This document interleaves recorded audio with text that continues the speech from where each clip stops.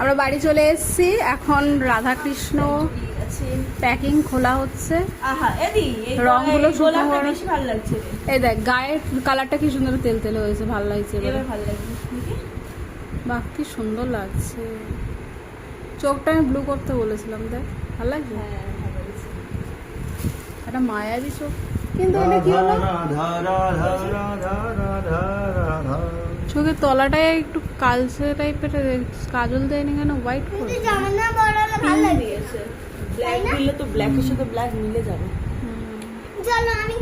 ওই তো ডিজাইন করেছে, মা বলছিল ডিজাইন করেনি, দেখ কপালে। আমি তো বলে এসেছিলাম, ওনাকে দেখিয়ে দিয়েছিলাম আগের ঠাকুরটা, আমরা যেটা পছন্দ করেছিলাম ওইটা ছোট ছিল দি, ওটা সাইজ।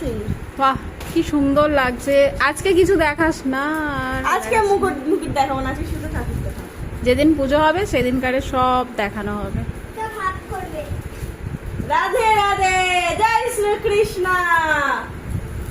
চলো, আমাদের এই বাড়িতে মা ঠোঁটটাকে ঠিক করিয়েছে, বললো ঠোঁটটা প্রথমে ঠিক হয়েছিল না। ঠোঁটটা কি করেছে? ঠোঁটটা নাকি নিচের দিকে নেমেছিল।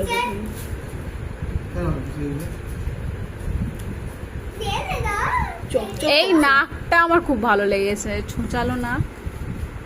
এই পা দিচ্ছিস কেন ব্যাগে?